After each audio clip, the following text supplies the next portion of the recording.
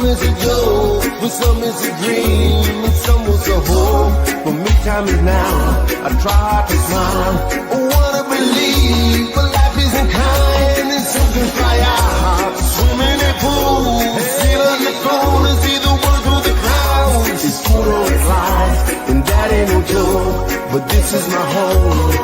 God knows that this is life for me. In my home.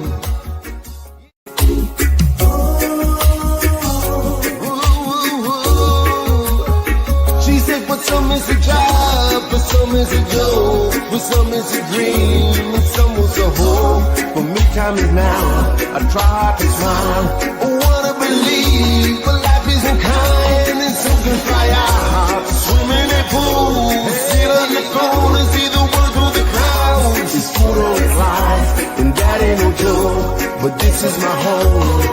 God knows that this is life for me. In my home.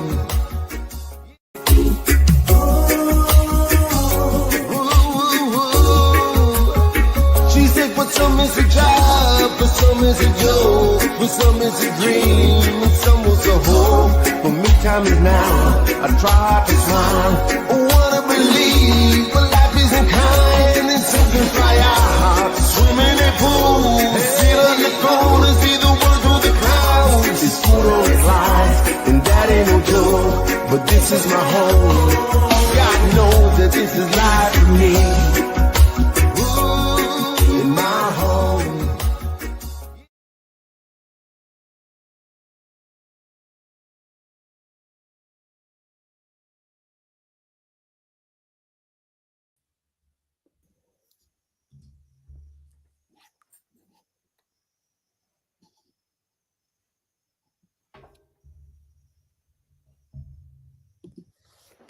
Hi.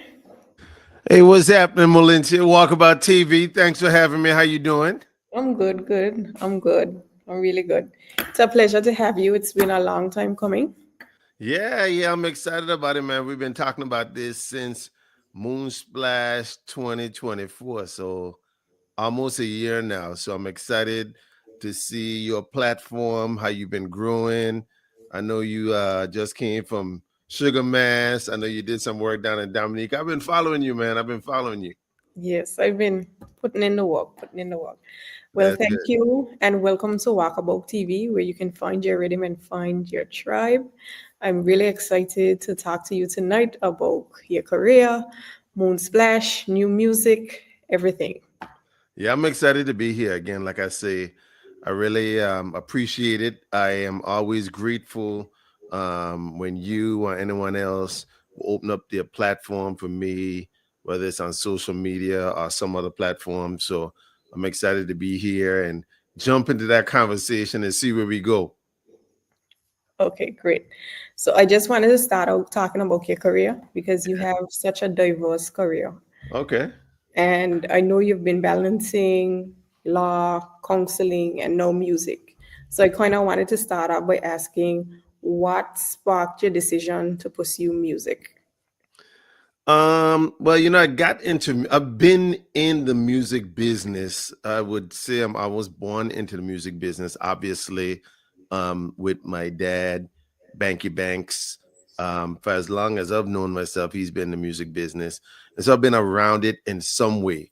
And from the very beginning, either just being in a band house, selling drinks or putting up posters or cleaning a venue or doing something like that. I've been around music.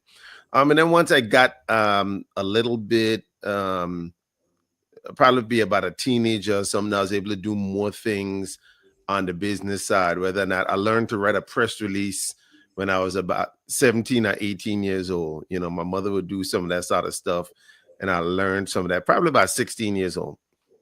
And then I worked, as you mentioned, I'm an attorney. And so, before I went to law school, I had started working again more professionally with banking. This is more than 20 years ago now. Learning the management side of the business and the promotion side of the business. Having done some stuff with Moonsplash, but really supporting him as he was relaunching in the US, and I was working on the business side of the business. And so probably I always sang growing up, right? In choirs, in school, from student ground school, I sing in choir, high school, singing choir and all that. Did some talent shows and things like that. And I enjoyed singing. And then after I'd been working with Bankie for a while on the business side, and then even sometimes doing some background vocals for him when he was on tour, I started doing I started music ministry in churches. So I really started to build my skill and discover the gift that I had there, leading music ministry at church. So that's kind of got me into it. And then after doing that about 7 or 8 years, and really building a lot of skill there, I decided to pursue it professionally as well. Okay, Yeah. sounds good. So you just described your music as a ministry. Yeah. And I know that you have a deep focus on wisdom, justice, love. Hmm. Those are some of the themes that most of your music is about. I Hmm. really wanted to know, how do you think that it blends with your work as a lawyer and a community activist? Yeah, one of the things that music has allowed me to do, um, is to show up more as my full self, right? Because, like you were saying, for a lot of my life, I lived, you might say, in a compartmentalized kind of meaning. The lawyer part was over here, the music ministry part was over here, this part. And, even to this day, a lot of people still who knew me from back then, some people know me either, call me Bankie Banx. Some people know me um, as just an attorney, just an accountant. Some people know me as an artist, as a reggae artist. And so, what music has allowed me to do, and what I've really embraced over the last several years, probably just the last 3 or 4 years, maybe 4 years right now, is where have become more comfortable being my full self, showing up as my full self. I am all these things, just like somebody could be a father, a son, a husband, a driver, whatever it is. I have been able to embrace all these things as core to who I am, and I am less. I wouldn't. I'm less reluctant to try to only be one or the other. So, how has music helped me kind of bring them together? How do they overlap? I am still on that journey of becoming my consolidated self, my full and true self. But music has allowed me and overcoming the fear, I would say, of being all those things, or showing up all those things. Music has allowed me to do that. Okay. Hmm. So growing up as Bankie Banx son, a Hmm. reggae legend, Hmm. that has mainly been an integral part of your life. Hmm. How has your father's legacy influenced your musical style?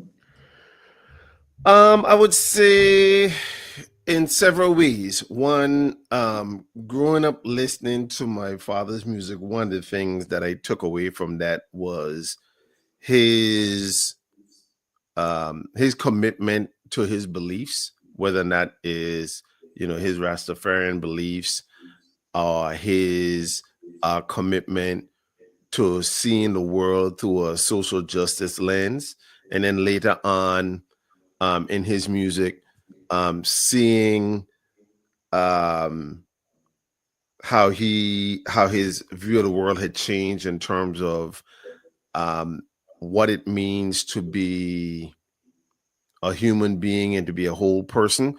So it's influenced me in a few ways. One, allowing me the freedom to show up as myself, because he's a very unique individual, and that just seeing that and seeing the way that he presents himself. I don't show up like he shows up. I don't look like him. I don't dress like him. I don't have the locks. I don't have that sort of stuff. But he shows up to the best of his ability as his authentic self.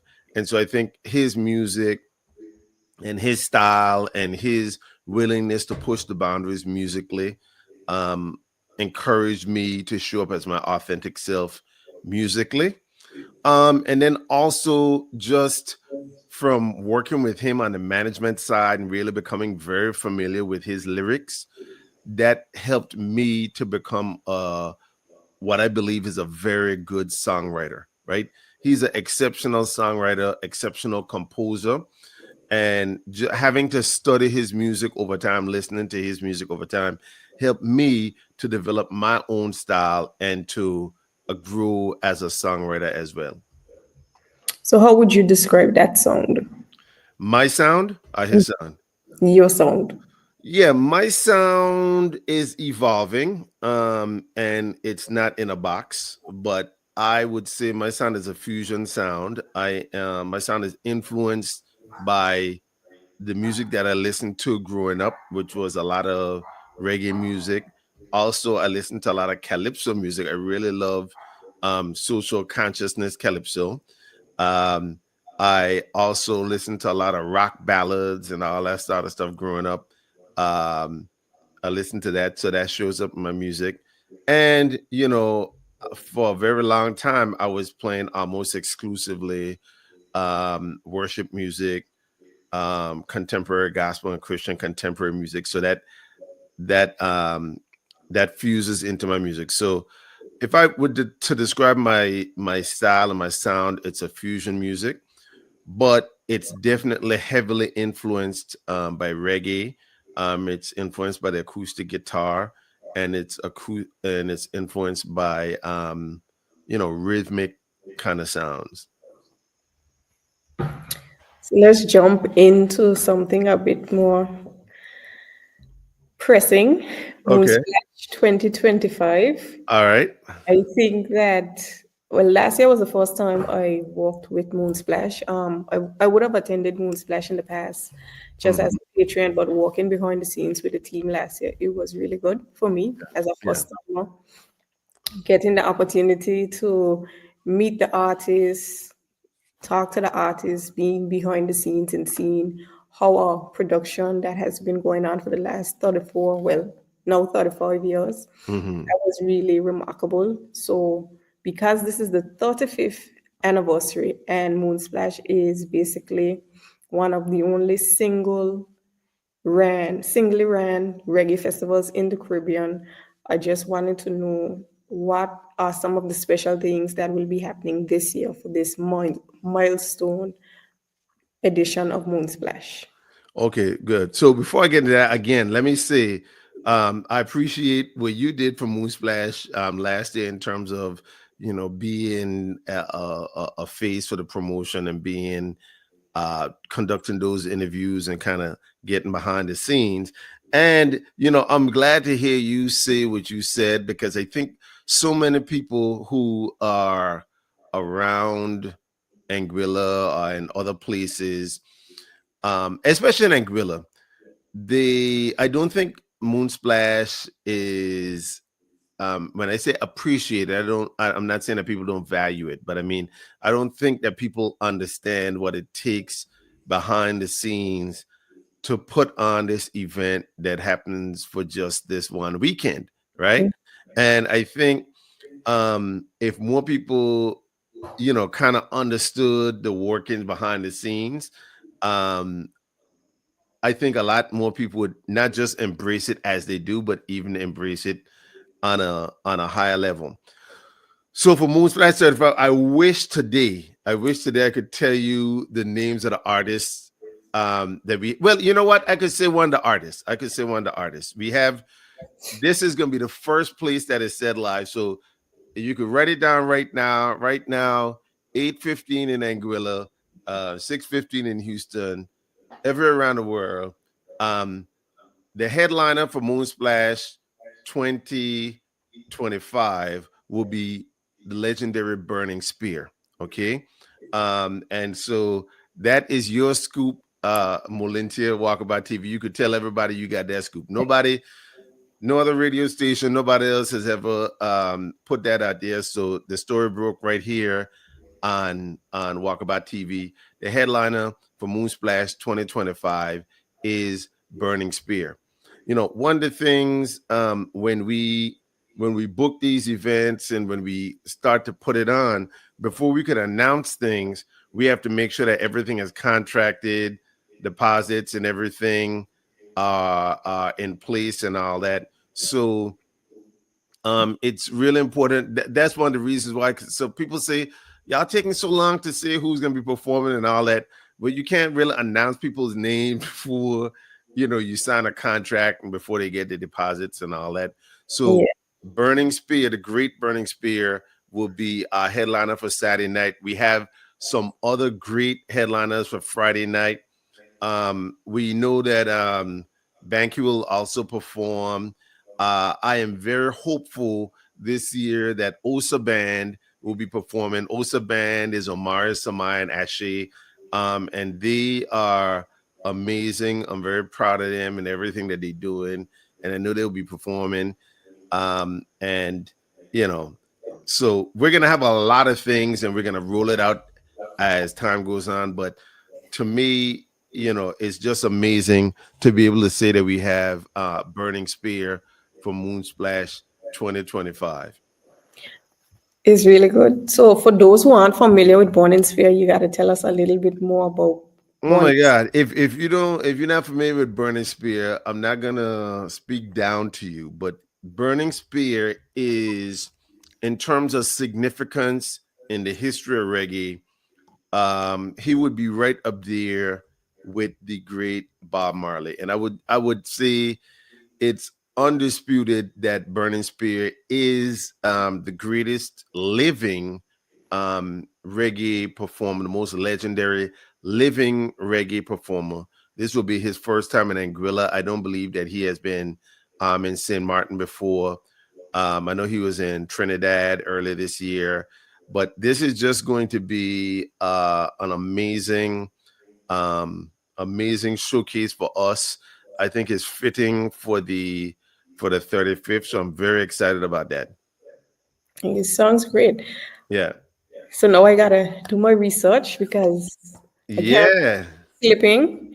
I have to familiarize myself with Burning Spear. Yeah, you definitely have to get, and again, you know, you raise a good point because for some, and that's one of the things that we want to do. One of the things that we want to do is we want to bring with Moonsplash, we want to bring some of the legendary acts that maybe even some of our younger people who might not be the biggest reggae fans. I mean, if they're young, they may be into dance hall, they may be into soca, they may be into other things, but we focus primarily on the reggae, even though we will have some dance hall acts, but we will always want to have the vintage acts, but also Moonsplash is typically going to be the breaking ground for the emerging acts. So, for example, before when Taurus Riley had like one or two hits, before he really burst out on the scene in Anguilla, Taurus Riley performed in Anguilla for Moonsplash. Um, my boy Romain Virgo, before he broke, when he just won um the Digicel competition in Rising Star. Jamaica, yeah, Rising Star, you know, we had him here at Moonsplash before nobody knew who he was. I mean, people knew that song, right? But Hmm. he would just walk around the venue, nobody look at him, he just happened to be here. And so that's one of the reasons why, even, you know, when he was in Anguilla for Carnival 50, he always shout out Bankie, always shout out Omari, because Anguilla was the first place that he really traveled out for to perform internationally like that. So people like Taurus Riley, that's the case.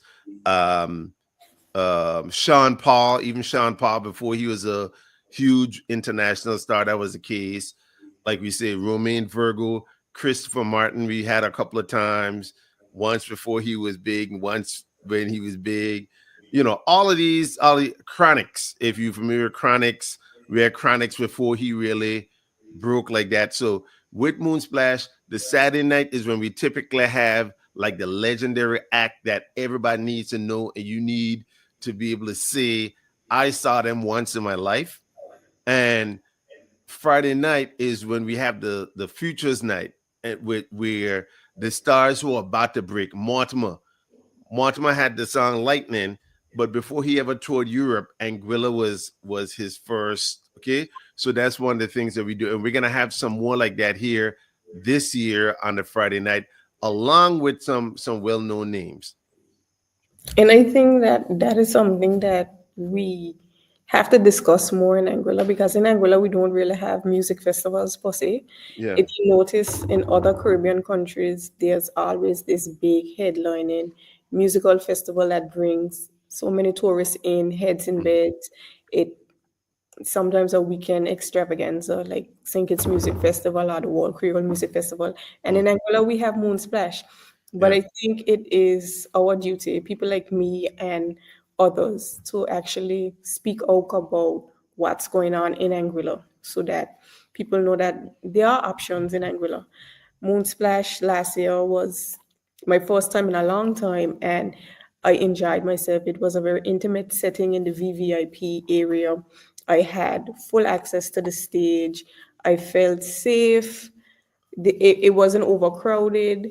The food options was great. The mural, it was beautiful. Like I really had a good time at Moonsplash last Mhm. year. I can't wait for Moonsplash 2025. And I just want to know, are we bringing back the mural? Is it going to be a new mural because it's the 35th anniversary? Like you can't hold back on the information. We want to I, hear as much as you're able to see. Okay, I like how you think it. So the stage is always going to be different every year. So we're going to have a new mural. Okay. It's always a theme that Bankie picks, right? We expect the stage to be on the beach again this year, just like it was last year. The Adam G, did the mural last year. You know, in the past, up until last year, um, our good friend Gabby Claren, who passed away just before Moonsplash. She did a lot of the artwork around Moonsplash. So Gabby is Jibri's mom. Mhm. And so but she sadly passed away. She was a very important part of the Dune Preserve family. And so then Adam took that mantle now. And so yeah, so we're gonna have a new design. It's always gonna be a concept that comes from Bankie's mind. We're gonna be changing it up again. Even the way that the VVIP was set up, like you say, the lighting, the access to the stage was beautiful. Everything was just an amazing kind of experience, and we're gonna do that again. It's gonna be a little bit different. I mean, the whole um entrance to the dune and all of that will remain the same, but the stage will change a bit. What else could I tell you? What else? What else you want to know? Tell me what else you want to know. I want to know about the food because I like to eat. Hmm. Last year I had the chicken. It was chicken and pumpkin soup Yeah, with the freshly baked Johnny cakes. I think I yeah, had that on the Friday night, and I know there was a wide variety of options. You had Carla, Chef Sweets. yeah. Am I missing anybody else in terms of the food court options? No, those are the main. Carla and again, Carla is like a part of the family, the Moonsplash family, Doom Preserve family. Carla, she handled the VIP. I mean, the artist hospitality. She did an amazing job, and she always does an amazing job doing that. And I mean, all the artists were so appreciative of that. I mean, the food was great. I mean, I last year, so let me give you a little story. Last year was the first time, even though I performed on a Sunday before, last year Moonsplash 2024 was the first time I performed like on one of the nights. Mm-hmm. So even though I wasn't a headliner, this was my biggest spot on Moonsplash. Even though I opened up for Max Caprice on the Sunday in 2023. Max Caprice was originally scheduled to be on the Saturday night, and then I ended up doing that on the Sunday, and it was great. Um, But this time, I was in the artist hospitality room, and all this food was out there. And I was like, man, that look good, right? And I was like, man, who's that food for? And they were like, that's for you. You want an artist, right? I was like, well, me? I get this hospitality. It was amazing. Carla did a great job in the hospitality suite. Let's see what else. Oh yeah, Chef Sweets. Chef Sweets did such a wonderful job last year. Like you say, them Johnny cakes were good. There was was it conch soup? I don't want to say the wrong thing, but so much different. There was a variety for It was sure. a variety There was of a good variety for food. sure. It was well laid out. People got what it is that they wanted. I know this year we definitely gonna have It's a Wrap. So my brother Sunray, he has the concession at the Dune Preserve right now, and he's doing a good job down there. So I know definitely he'll probably be down there for Moonsplash, and I'm not sure else who'll be down there. I know Carla will definitely be handling the artist hospitality as long as she's available. Hmm. And oh, we've always had the Dune Bucks, right? The Yeah, Dune Bucks, which is like the Dune Preserve money that has Sheriff Bob and Bankie and this person, that person. But for 2024 was the first time where we had the digital Dune Bucks, right? yeah, Where you could get the money on a card and you could use it. And that worked out really, really well. So I want to shout out Wilson, um, Wilson Jean Baptiste, and his company, I think it's called Axis Anguilla, who did that the last time, and he worked with us in terms of the tickets and all that. So I would anticipate that he would be on the team again, and we look forward to doing those digital Dune Bucks again. Those worked out really well, and most people were just excited about that. So, man, so much. I don't know what else you want me to tell you. I actually still have my Dune card, so you could Good. always recharge that when the time comes. Exactly, So exactly. You could definitely recharge it, and it's a good it's keepsake a good souvenir. souvenir Yeah, as well. It's a yeah, good souvenir. It looks like a real credit card actually. yeah. It's pretty well designed. So I want to, since you don't have anything more for me just yet, I'm trying to poke as much information about Moonsplash 2025 out of you as I can. So let's jump into a little bit about your music. Yeah. All right. So talk to me. Talk to me. I'm ready. So one of your most recent tracks, Ancient Wisdom, it has about 48,000 views on Yeah. YouTube. Yeah. It was also featured on Apple Music's Best Reggae playlist. What inspired this track, and how has the audience responded thus far? Yeah. So that let me tell you that was a real blessing for me. And so Ancient Wisdom is the first single on my upcoming EP. I'm releasing an EP in May called Revolution or Re-Evolution, depending on how you read it, right? And Ancient Wisdom was the first track on that. What inspired that was just a kind of reflection of where we are, where I am as a man, as a human being, where we are as a people. So in my life, I have one child. I have a son who's 15. He's gonna be 16 in a few months. And just being a parent at this stage in my life, it's so important for me to convey the importance of wisdom and operating with a sense of wisdom, not just to my son, but to people. I think the more we navigate our life with a sense of purpose and meaning and thoughtfulness, then big up yourself, Kahim. That's my brother from another right there, Kahim. Yeah. Um, you know, once we do that, it really opens our path in life. And I think that God calls us to that. God calls us not just to worship. Worship is very important, but that's one of the things that has been an evolution for me in my music. We can't ever worship enough, but I think in terms of people who are making worship music, there's enough of those. I could do that. I could do that really well. But I think there's not enough people speaking on the wisdom that's necessary to navigate this life and to be good stewards of the life that God has already given us. And so that's what the song Ancient Wisdom was about.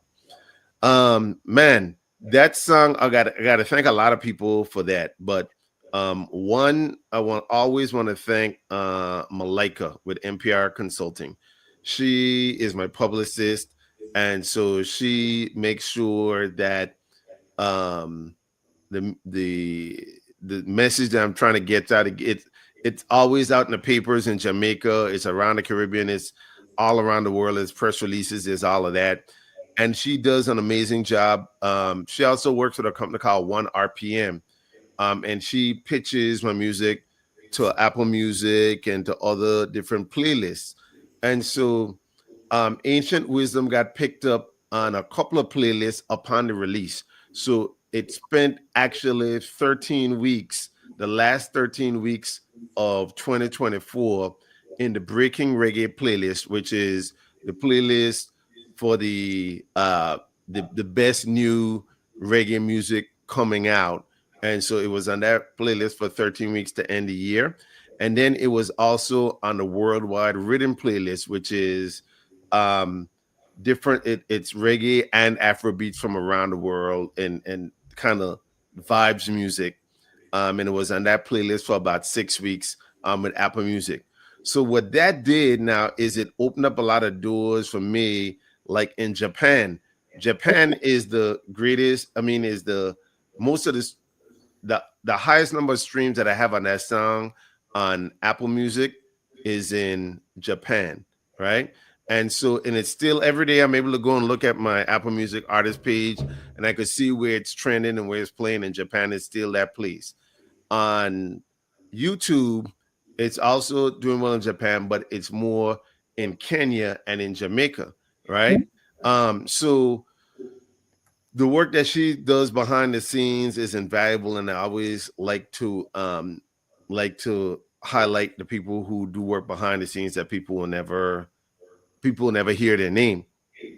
um Now, the background vocals on Ancient Wisdom were done by a lady by the name of Nikki Bird Bolt. I feel like Nikki is like one of my best friends in the world, but Nikki and I, we've never met in person. Well, we met in person many years ago, probably almost 20 years ago, 15, 16 years ago at Moonsplash. But since I started doing music and she started doing my music, I've never met her in person. So we communicate online and we do the music remotely. But she's one of the background vocalists for Buju Banton. So you'll always see her on Buju Banton stuff. But she's also my accompanying vocalist on all of my music. So Nikki Bird Bolt, got to give her a big shout out. And then the great Stephen Stanley, who mixes the track. So when you record music, it sounds all right. It sounds like a live show, right? But when you for it to sound like it sound on a recording, or when you hear it, a professional sound, the mixing engineer is the one who does that. And Stephen Stanley is the mixing engineer who mixes my music. I was introduced to Stephen Stanley through Bankie, so that's another way that Bankie's influenced my music. Stephen Stanley has mixed Bankie's music for a very long time. He's also mixed my brother Omar's music. He also mixes music for everybody around the world, and he used to mix for Bob Marley. Right now, he also has the distinction as being the songwriter on the most sampled track ever of all time, right? So if you ever hear doo doo doo, you know, big energy and all that song, that big energy, Yes. Lotto. You know who Lotto is? Oh yes, yes, Yeah. yes, yes. And the background is doo doo doo Yeah. doo. Okay, and everybody has sampled that. What you gonna do when you get out of jail? Like Mariah Carey sampled it. That's the most sampled song in the history of music, and he's the person who actually wrote that hook that people sample. So his name is Stephen Stanley, Okay. right? Yeah, and so he's the one who mixes my music. Great guy, great friend, and he definitely is a good advisor for me in music. So that's my collaboration team, and then the producer on that track was a brother by the name of Terry Vibes. He's actually over in Europe. He's from Greece, and he's the one who produced that reggae track. So that was a completely international production. and probably more information than you thought you'd get. But that's how that's how ancient wisdom came to pass. You definitely have the all-star team behind you. Most definitely, most definitely. If I'm gonna do it, I'm gonna do it right. I can tell. I can Yeah, tell. Heavy hitters all through. that's right. That's right. I appreciate you saying that. So I know you have some new music coming out. I got the pleasure of listening to My Home. Yeah. And I think I kind of get the gist of what you're going for in My Home. But for Mm. those who don't know, can you tell us a little bit about My Home and when it's going to be released? All right, great. Yeah, my home is going to go live on all streaming platforms and on YouTube, Apple Music, Spotify, everything is going to go live on next week, Friday, which is January 17th. And my home is about my home, right? And it's also, it could be about anybody's home. It's a song about what life is really like, what life has come to be at this point in the Caribbean and in developing countries. The truth is, man, one of the things that we're dealing with is there's a gap between the haves and the have-nots, right? And so, even in Anguilla right now, we're talking about, oh man, we got all this development, we're building roads, we got an airport building, a marina building, and all that sort of stuff. And we build a Lansing Bowl Cultural Center, and all that stuff is very good. That's what they call infrastructure development. However, let me ask you this question. On all of these projects that's being built, who's getting paid to do the projects? Is it Anguillian companies getting paid to build the projects? We know that Anguillians could work on the project, right? Anguillians may be laborers on the project, but the at the end of the day, the companies that's getting the big payments to build the projects are companies from overseas. So that money that's being paid by the government are paid from a loan that the Anguilla people are being paid, because anything that the government pays is going to have to be paid through taxes. So that's why we got GST. That's why we got property tax. We got customs duties. So the government doesn't pay for anything. The people pay for everything, right? But that money in the name of development is going to international companies and going all the way outside the country. So the stuff looks great, right? But when we build a marina and it's pretty, and man, we got 125 yachts in there. Okay, none of those yachts are Anguillian yachts. None of those Anguillians going to be staying there.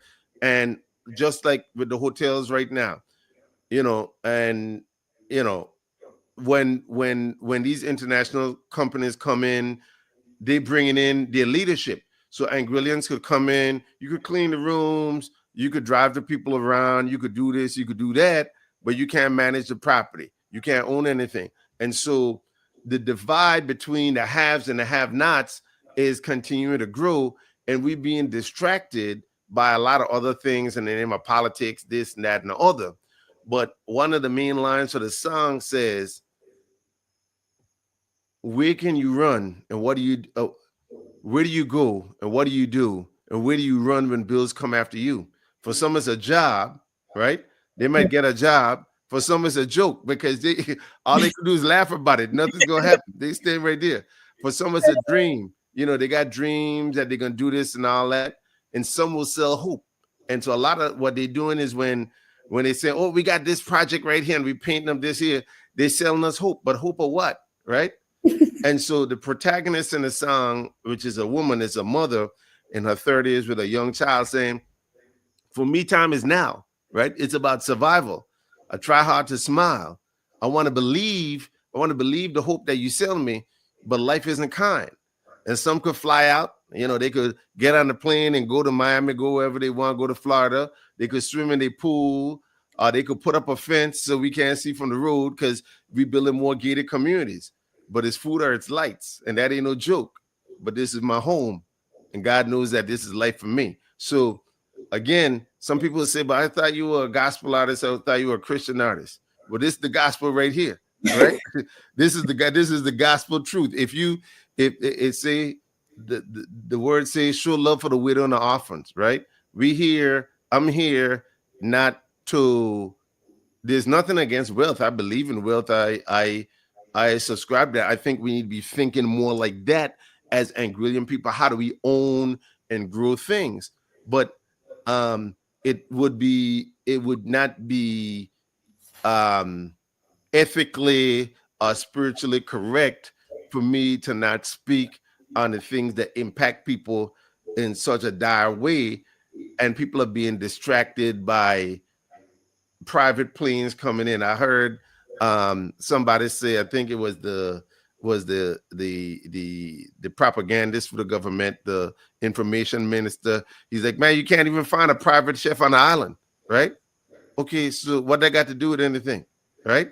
Uh, whose whose pocket is that putting money into? I mean, how is that building the fabric and the structure of Anguilla? So, yeah, I don't know if you thought you were getting all this tonight, but I I didn't. got I got I got I I got a didn't. lot to talk about, and the gospel is not about gentle Jesus, meek and mild. That's not my gospel, So Yeah, it's. I mean, it's some critical times for our nation. yeah, yeah, yeah. We got to wake up. If we don't wake up, we're gonna find ourselves in some real. We're already in a big problem, right? But if we don't wake up, we're gonna be in a problem that we can't come out of, right? So that's where we at. And I guess this song basically is just your contribution to expressing the way you feel about the things that you are seeing happening on Ireland and around the region. It's around the region. It's around the region, and it's not just my contribution. It's the story. It's the word of God. You understand? It's the prophetic word for, like I say, who have eyes, let them see. Who have ears, let them hear. And there are gonna be people who hear it, and they're gonna respond to it, and there's gonna be people who don't hear it and who don't see it, and then 3, 4, 5 years from now, they're gonna be weeping and gnashing their teeth, right? But at the end of the day, I got to do what I'm called to do, and it's not my contribution. It's the word of God. So, you know, who got eyes, let them see. Who got ears, let them hear. That's it. Hindsight is 2020, so Yeah, and that's the harsh reality of life. that's it. Hindsight is 2020. You have amassed a hefty resume for yourself, Hmm. and it continues to expand. Now, I'm seeing you active on social media, promoting strategy. I mean, we talk, so I Mhm. know a little bit about some of the things that you do. But for Mhm. those who don't know, you are a strategy coach as well, in Mhm. addition to your many other titles. Mhm. So I kind of want to know, like, how do you find that balance? I know that you're trying to find your authentic self and Mhm. how to fit everything into one. But from the outside looking in, someone trying to find themselves as well, a younger person, Mhm. having passions and ideas about different things that they want to do with their life and not Mhm. knowing which direction to go in. You have shown us that you don't have to pick one direction, you can go in all directions. But how do you strike the balance between not going crazy, going in all these Yeah. different directions at the same time, and being successful at that? Yeah. Well, I appreciate you saying that. That's very kind of you to say. I would say, I had a coach for a long time, and one of the things that my coach would say is balance is not something that we strive for, right? Because if you're balanced, then you're not gonna be exceptional in anything, right? So it's important to be it's important to focus on the priority things at the right time, right? So even with I have a visible platform because my social media is active in terms of my music. Now, like you're saying, you're seeing my stuff in terms of my legal and strategic planning and coaching and things like that. But even in this season of my life, even as all that stuff is going on, in this season of my life, my priority is as a father and doing the things that I need to do to make sure that my son is prepared for the world that's in front of him and that he needs to do what he needs to do. Right. So, you know, even with all that, one of the reasons a lot of people say, man, when you going to perform here, there, I don't really have an opportunity to perform as much as they would because I have to be present for my son, right? So it's not so much about balance as it is about prioritizing. However, I think, and you get these things going one at a time. So, for example, I went to school like everybody who go to college, and I got a degree in accounting and finance. I double majored in accounting and finance, and I worked in accounting and I worked in finance early in my career. Got my CPA, and I focused on that. Passed my exams, did what I need to do, no distractions, all in 100% on that. Once I got that rolling, and I mastered my skills in that area, and I knew I wanted to go to law school, then I could turn my attention to law school because I had built expertise in this area of accounting and finance, and my knowledge base was growing, and I could go to law school while I was doing that full time as well. And so now, even though law school becomes my priority, I can do this other work here effectively, right? Now, if you ask how you do that, now I'll tell you one of the things that you got to do, at least for me, one of the things that I have to do is I have to limit. You can't have all devices and then do all these things. So I'm not really a drinker. I don't smoke. I don't do too much partying. I don't do all that sort of stuff. So that frees up a lot of my time, right? So I would say for people who want to, so there's nothing wrong with that. Again, for people have to make decisions to themselves. But for me, for the things that I'm trying to accomplish, it doesn't really fit into my time frame. So if I'm going to be at a party, that means I got to be playing the music at the party, right?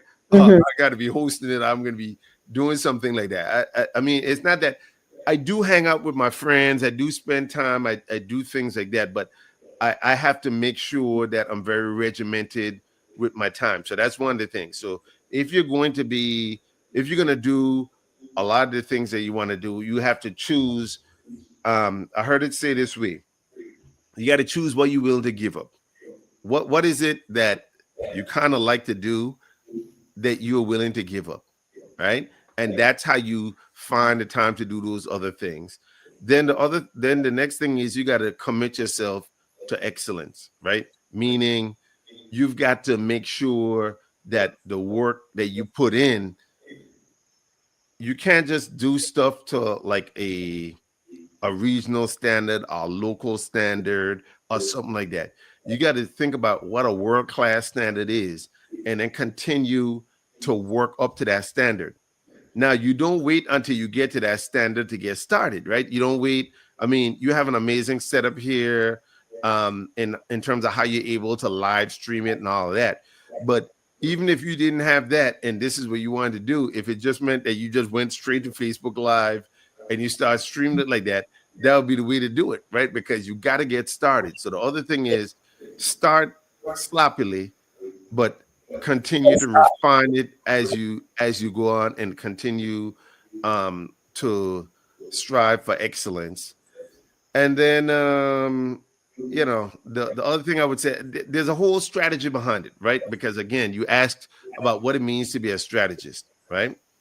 um my background and training is in accounting, finance, law, negotiations, and mediations, right? So I'm able to, when I bring all that stuff together, it turns me into a strategist because it that's what a strategist is: somebody who understands how business works and then understands human psychology and how to launch a project and help people to accomplish their best. That's not necessarily inconsistent with what I do in music, right? Because in on the music side, um, I don't have a huge team, so I have to wear several hats on my team, right? And so I have to do everything that I do has to present a certain level of excellence, right? And that sometimes I was telling somebody just this week that sometimes that presents a challenge, right? Because the stuff that you see out there for me, it looks, I mean, if you just look at the quality of the stuff, it looks like, oh man, this is an established artist and Right. he's going to charge us a lot of money, right? So there's a lot of times when when I can't even get people to really follow up on my stuff because they don't think they could afford me, right? But Mm-hmm. I prefer to be in that situation where I have such a high level of excellence that it scares off a few people because I could work back from that, right? I could kind of talk people down from the ledge and say, look, man, I'm willing to work with you and I'm willing to do this, but it would be harder for me to have a low level of excellence and then try to get into places that require a high level of excellence. You see? So I would say get started wherever you are and then continually refine what you're doing to achieve a high level of excellence. I, and I think something that you didn't mention, but that you always tell me is you got to win the day. Win the day. Oh yeah, almost definitely.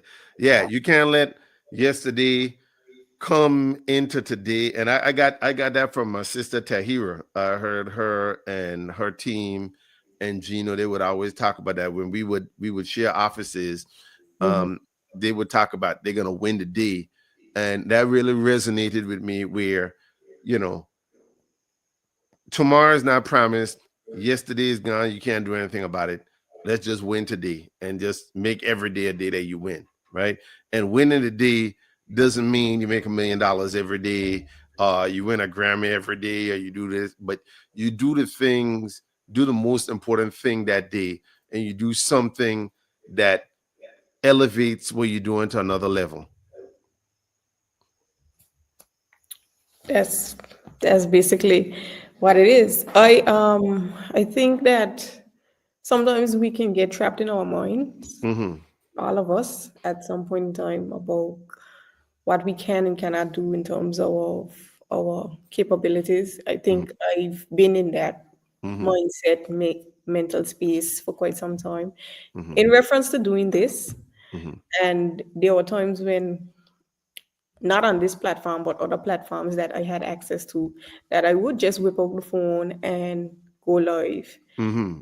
In those moments where I would just whip out the phone and go live, there were times where some of those videos on more reputable platforms, specifically Olaide TV in the VI, I always have to have respect for Mr. P. He gave Yeah. me access to his page, and some of those videos got over 50,000 views. Wow. Me Wow. just Yeah. whipping out my phone and going to events and hitting live.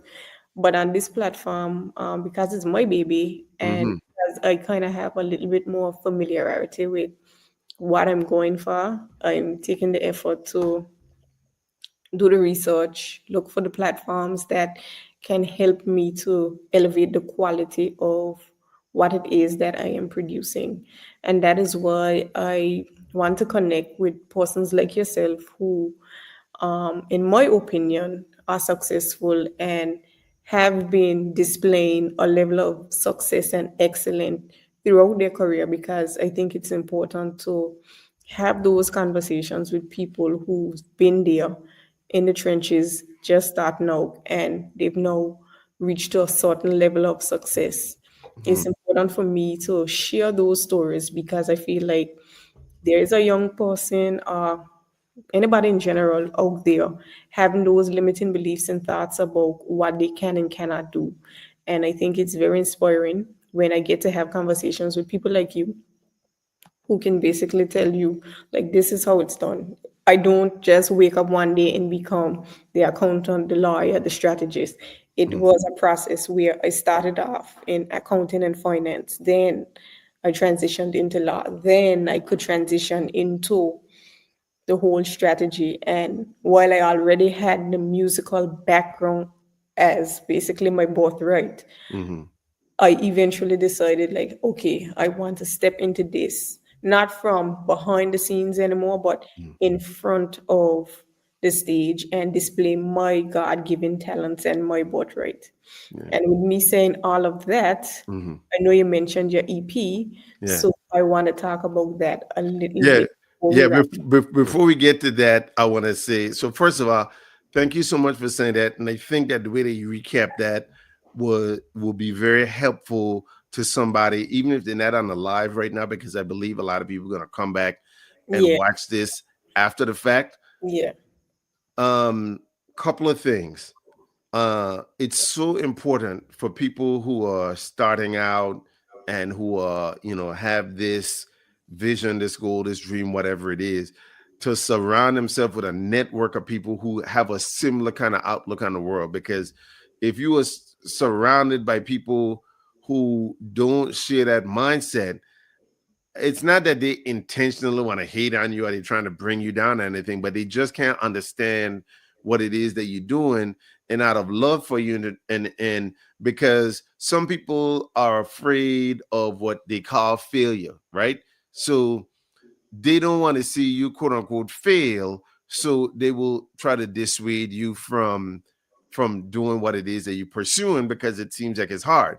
So the one thing I would say, man, is one of the reasons why people see me be successful at a few things, as a man, you're successful at a lot of things, is because I've failed at a lot of things. I've tried a lot of things. You got to fail at a lot of things to be able to succeed at a few things, because how are you going to know what you could do if you don't take a stance and try something different, right? So in order for you to succeed at a few things, you got to fail at a lot of things, and you've got to change what your how you define or what failure means to you. Not, you don't have to change the definition, because when you don't hit your goal, that may be failure, right? But change what it means, because it doesn't mean that you're a bad person or your life is a failure. It just means that either that's not something that you were called to be doing, or maybe your approach or your strategy to doing it wasn't in line, or maybe it wasn't the time for that thing just yet. So one thing is, make sure that you got a network of people around you who are trying to go up things, right? So if you got people who are trying to just kind of maintain and you trying to go up, that's not going to be a good place for you to be in. So you need people who are trying to go up. They don't have to be necessarily trying to go up in the same space, but trying to change your life in a different way. The other thing is, like we say, change how failure resonates with you. You don't have to try to sugarcoat it and say that, oh, if you didn't succeed at something, then it's not a failure. It's okay to have failed at something. Failing at something doesn't define you as a failure. It doesn't. All it does is it means that, okay, you need some different approaches, or maybe you're not supposed to do that, right? The other thing is, I would say, the platform that you're doing. A lot of people like this entertainment space, right? But they think that they're supposed to necessarily be out in front as a dancer or performer or something like that. But one of the reasons why, because I hear people talk about it all the time, I don't even jump into conversations, right? One of the reasons why the entertainment space in Anguilla hasn't really grown is because the behind the scenes stuff is not there. Okay, you're building something that's very important, which is Walkabout TV. But I was saying this last year to Hammer when we were talking about Moonsplash. We need several like event bloggers from Anguilla. Like, I remember you telling me this. yeah, every event that's happening in Anguilla, every time they got live music, every hotel, every something, if that's online and there's an event blogger who's traveling, I mean, like, this got room for at least 20, 30 event bloggers who could do that successfully. And the more event bloggers you have, the more the industry is going to grow. We also need people to write actual journalistic articles on music and things like that, because a lot of artists come to me because they know that I am able to help artists from an immigration standpoint to get their papers to perform in the US. But the big problem that people in Anguilla have that they don't have in other islands, St. Martin has the Herald, Jamaica has the Gleaner, the Star, all these sort of stuff. Well, when we submit an application, a petition, it's got to have like newspaper articles talking about where you performed and reviews and all that. Well, somebody posting something on Facebook is not, your own band posting pictures from the event is not a written article. It's not evidence of something that happened.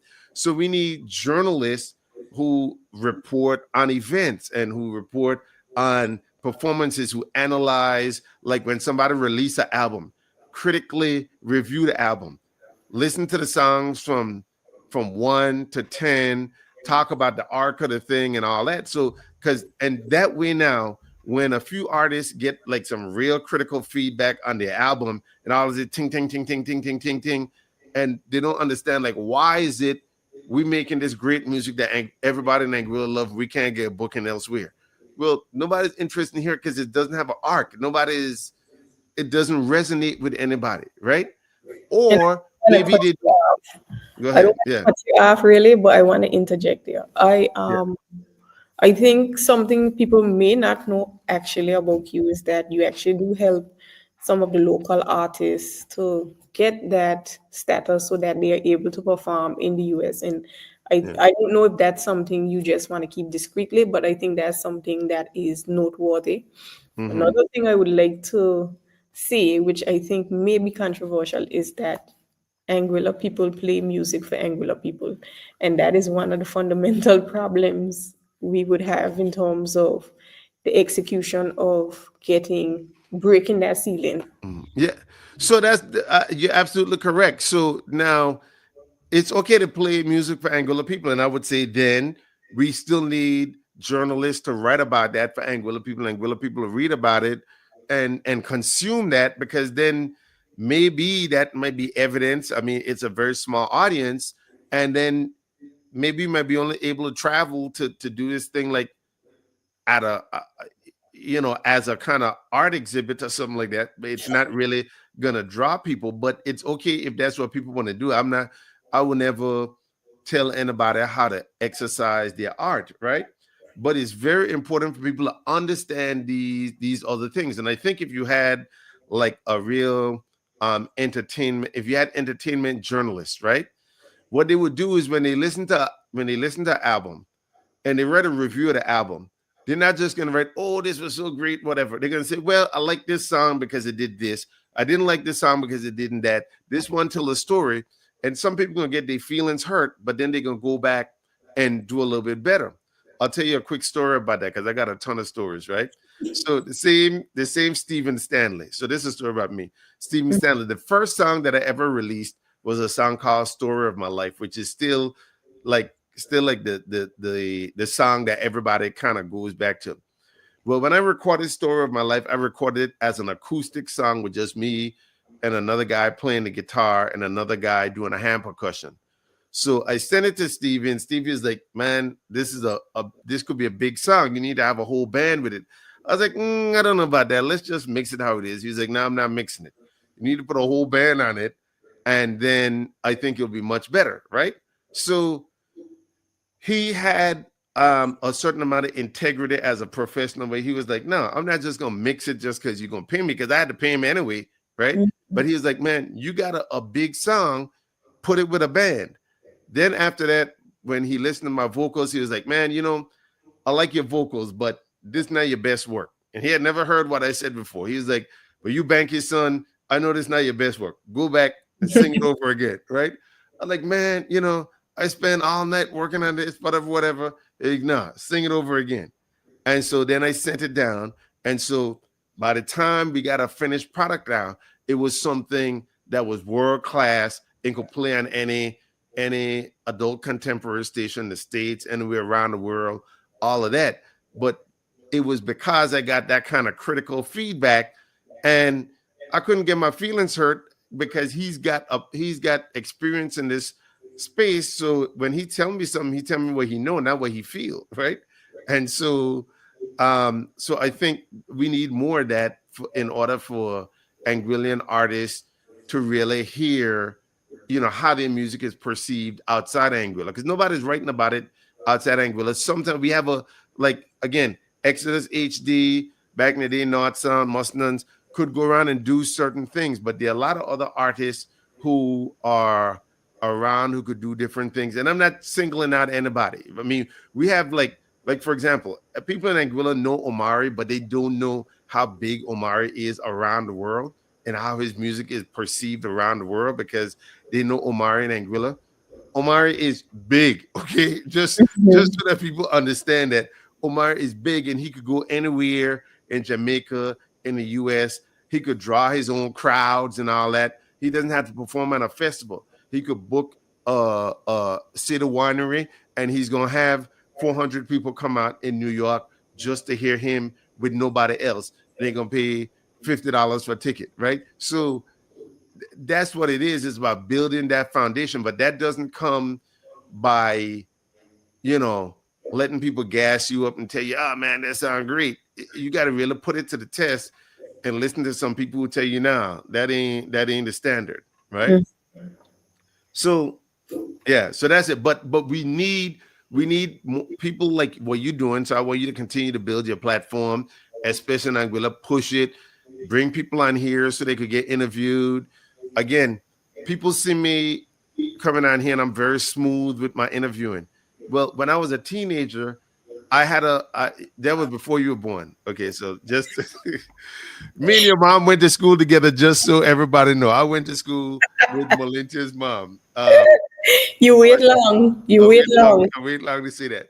But when I was 16 years old, I had a show that used to come on the Anguilla cable TV where I'd read like the news and bulletin board, and I would do all these things. And I've been doing these interviews for many years. So when you see me come on here and it seems like, man, he know what he doing. I've been doing this for 30 something years, right? So Right. I know what I'm doing, right? And so it's repetition that allows you to do that. So don't not come on because you don't feel like you are there yet. And then when you do come on, like I'm gonna go back and I'm gonna look at this interview and I'm be like, man, that part was terrible. I need to fix that. I need to critically review and assess yourself, right? Mhm. Yeah. We've been Well, on here for quite some time. yeah. It's definitely been a journey. We've talked about your journey. We've talked about Moonsplash 2025. We know who the headliner is for the Legends Night. Yep. And I am very much excited to hear about some of the other artists that are coming for the Friday night, even on the Sunday. Just to recap a bit about my Moonsplash experience 2024, I enjoyed the whole experience actually. But that band out of St. Martin, the young guys, they were really good. C5, Yeah. they were really good. Um, I think she's a Mussington, Sasha. She sang really Yeah. well. Sasha, she was great. Yeah. She sang really well. I enjoyed Protege's performance. The Wailers was obviously my favorite because Bob Marley is, well, he's dead, but he is my favorite reggae artist. Hmm. Bankie, of course, he's always legendary. My Hmm. whole overall experience at Moonsplash 2024 was amazing. I'm Uh-huh. excited about Moonsplash 2025 and what we have in store. I know you can't see, but I'm wearing What? I see it now. I see it now. I see you now. You I'm got wearing your fresh gear on. my Dune March. Yeah. I'm so excited about working with you guys again this year. Hearing your song when it finally comes out next week, Friday, Mm-hmm. Mm-hmm. and what you have in store. So, to wrap up, it was Mm-hmm. amazing having you here on What's Walkabout TV. Find Your Rhythm. Mm-hmm. I think this is my second official episode of Find Your Rhythm.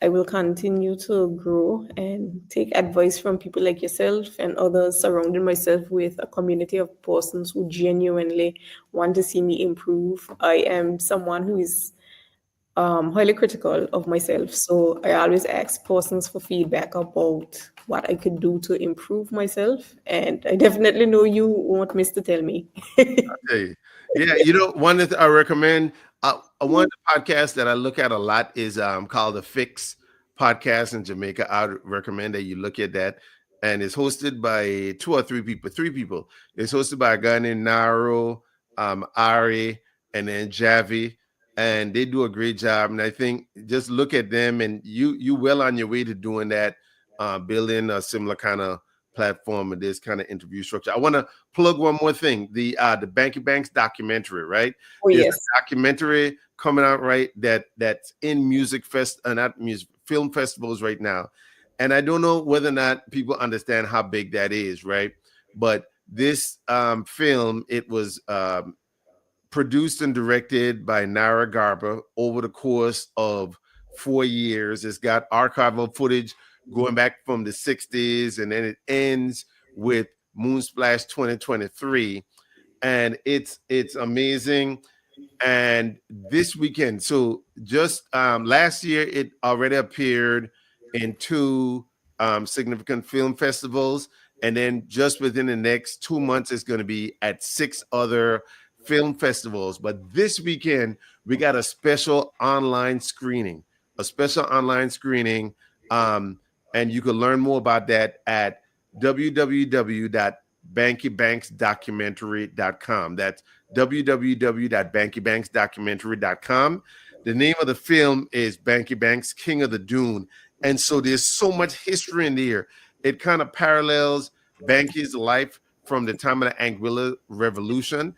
And so while it's telling the story of Bankie, it's also telling another story of Anguilla's development over that time and the development in the Caribbean over that time. So it's very, very cool. And so if you go to bankiebanxdocumentary.com, you could find out how to be a part of the online screening this weekend. And then I'm doing a Q&A with Bankie and Nara, who is the director, on Saturday afternoon. So it's going to be that's going to be big. And so people are going to hear a lot more about it.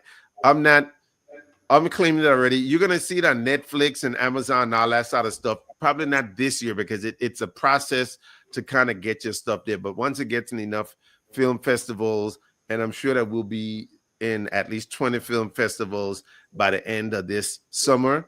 That's the next stage, is to decide where it starts, which of those platforms it starts on. So you can see what it is. It's a very well told story.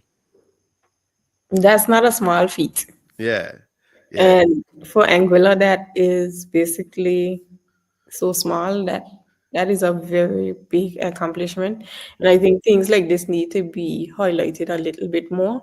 Yeah. That people understand the weight that he carries. Yeah, definitely. I appreciate you saying that.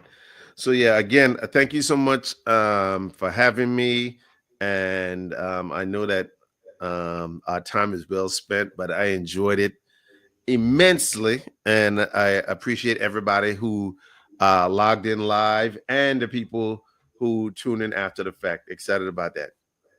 Well, thank you, Olaide, for agreeing to be here on Walkabout TV, Find Your Rhythm. It was a pleasure learning a little bit more about your journey, what you have going on, what's upcoming, Moonsplash 2025, Bankie's documentary. I am Valentia Samuel. This is Walkabout TV, where you can find your rhythm and find your tribe.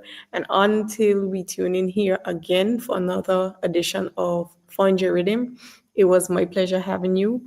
I want to thank those who viewed, those who liked, who shared, who commented, those who will look at it at a later date. I thank you for now. And I will continue to make my contribution to basically journalism. That's good. I love it. Entertainment journalism. That's what we need. We need more of that. So again, peace and blessings. Follow me at Olaide Banx, at OLAIDEBANKS, at OLAIDEBANKS on all platforms. On YouTube, it's just Olaide Banx Music. Go on there. Bless your ears with some great music, some good visuals. And I will see you next time. And thank you so much, Valentia, and ancient wisdom.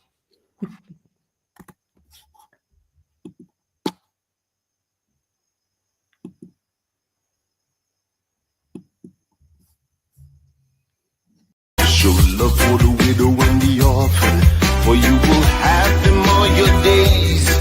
And from the rising of the sun to the going down of the same, there'll be a strength that lies within you that no one can take